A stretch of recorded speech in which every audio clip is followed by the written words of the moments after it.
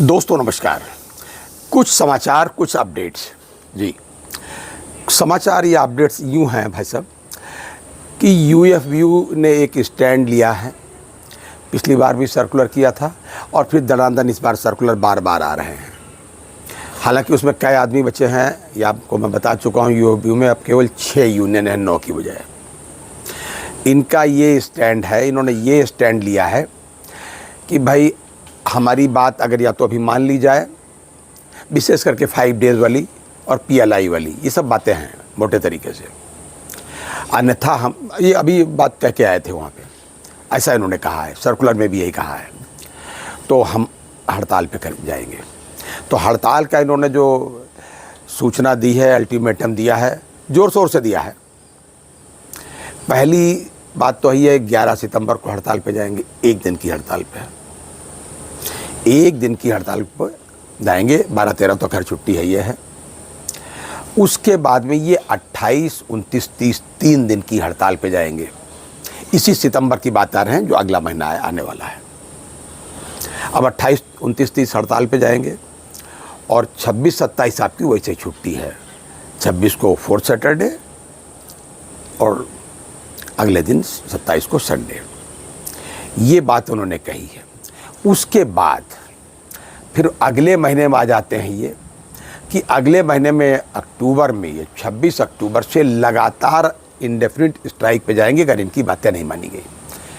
बड़े बड़े बैनर्स लगे हैं, होर्डिंग्स लगे हैं, पोस्टर्स लगे हैं। मैं सब इस वीडियो के बाद पीछे मतलब लास्ट में डाल दूंगा, वो आप देखिए।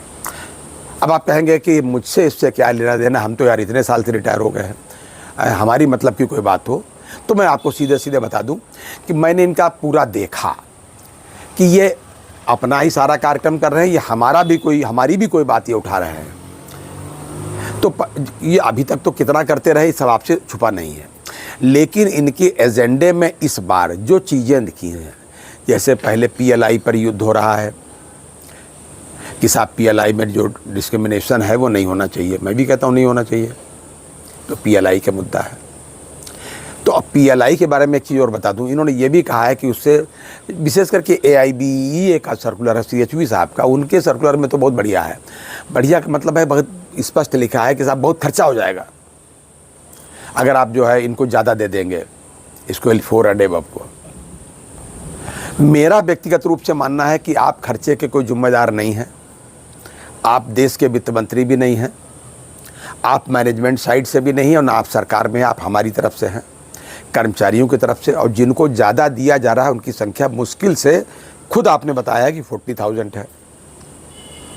8-9 लाख कर्मचारियों में से 40,000 अगर है, इनको ज़्यादा मिला, क्या तकलीफ़ है? आप उनका विरोध मत करिए, मेरा मानना है। आप ये कहिए कि इतना हमको भी मिलना चाहिए, और बिल्कुल वाकई मिलना चाहिए, क्योंकि मेन काम, मुख्य काम ये लोग करते हैं। वो लोग खाली मार्गदर्शन करते हैं, उनको मिलना चाहिए। मैं नहीं कहता हूँ नहीं मिलना चाहिए, लेकिन हमें भी मिलना चाहिए, ये मांग रखा है। खैर, एक तो पीएलआई डिस्क्रिमिनेशन की। दूसरी 5 डेज़ की बात है कि 5 डेज़ का जो बहुत ज़माने से पिछले सेटलमेंट में बिल्कुल सब फाइनल होकर के, सेटलमेंट फाइनल होने से पहले ही MOU साइन होकर के DFS को चला गया था और आज तक वो पड़ा हुआ है और नहीं हुआ। तो इस पर भी इनका ये है। और एक आध छोटी मोटी बातें, लेकिन कि चौथा जो है रेजिडियल इशूज़ का है। अब रेजिडियल इशूज़ में हमने कहा, देखा रेजिडियल इशूज़ में कुछ अपनी ही बातें लिखी, हमारी भी। लेकिन अच्छी बात यह है कि रेजिडियल इशूज़ में इन्होंने भाई साहब पेंशन अपडेशन की बात भी है उसमें, और साथ ही जो DA/DR का जो डिस्क्रिमिनेशन है और जो अलग अलग डिवीज़न किया गया है, इस पर भी इन्होंने कहा है कि ये भी ख़त्म किया जाए। ये नहीं कि सेटलमेंट के बाद वालों का ये इस हिसाब से, बाकी इसका ये नहीं चलेगा। पेंशन अपडेशन पर भी इन्होंने बात कही है। तो मुझे लगा कि मैं ये बात आप तक पहुंचाऊं। देखिए, हम लोग रिटायरीज़ हैं, बैंक रिटायरीज़ हैं, हम तो अपने आप है, जैसे इनके कोई प्रोग्राम होते हैं, कहीं न कहीं सूचना आ जाती है, हर ग्रुप वालों ने हमको, लोगों को मिला के रखा है। मेरा तो मान लीजिए न्यूज़ चैनल है, इसलिए हमको बुला लेते हैं, बल्कि इसलिए भी बुला लेते हैं ट्रेड यूनियन की वजह से। मैं तो वैसे ही जाता हूँ, आप सब लोग भी जाते हैं करीब करीब। लेकिन हमारी जब बात रखी जाती है तो हमारा उत्साह अलग हो जाता है और इनका लाभ होता है, जनसंख्या वहाँ दिखाई पड़ती है। लेकिन इनको कुछ अकल आई और उन्होंने हमारा मुद्दा भी उसमें रखा मतलब ऐसा नहीं कि रेजिडुअल इशूज लिख दिया, उसके अंदर डिटेल में जो लिखा है मैं इनका सर्कुलर डाल दूंगा।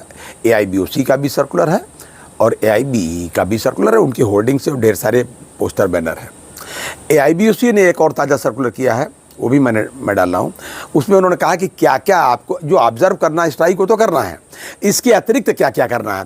इसके अतिरिक्त ये है कि आप मेहनत से काम 10 से 5 करेंगे, अतिरिक्त काम आप नहीं करेंगे, शाम को टाइम से बैंक छोड़ देंगे, और बैंक का व्हाट्सएप ग्रुप है, इस ग्रुप को आप एग्ज़िट कर जाएंगे इस डेज़ में, कम से कम जिन डेज़ में स्ट्राइक है।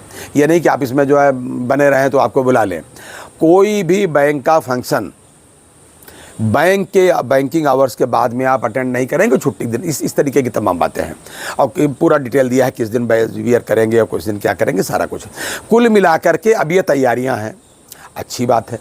मेरा निवेदन था कि 30-32 साल से अगर हमारा पेंशन अपडेशन नहीं हुआ, हमारा मतलब है आपके ही बड़े भाई हैं सब, वर्किंग यूनियन वालों से कह रहा हूँ, अगर इनके लिए अगर आपने और पहले किया होता तो अब तक आपकी सारी बातें मान ली जाती भाई साहब। वो कहते कि ये बड़े भाइयों के लिए लड़ रहे हैं इतना, तो अपने लिए कितना लड़ेंगे।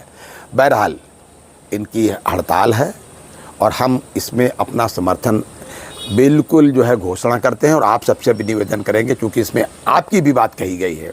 तो जिस भी जनपद में आप हों, जहाँ कहीं भी हो, उस सेंटर प्लेस पर आप हड़ताल के दिन अवश्य उसमें शामिल हों और उनको समर्थन दें।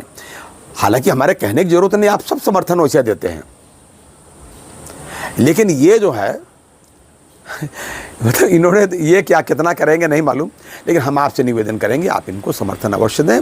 हमारी भी बात इसमें कही गई है, अच्छी बात है। हो सकता है कि भगवान इसके पहले हमारे ऊपर कृपा करे। समर्थन तो हम तब भी देंगे कि MC सिंगला साहब का केस मान लीजिए 2 तारीख को फाइनल हो जाए सितंबर में, और उसी दिन हो जाए, तो ऐसा नहीं कि हम इनके हड़ताल में शामिल नहीं होंगे या कुछ, हम तब भी शामिल होंगे।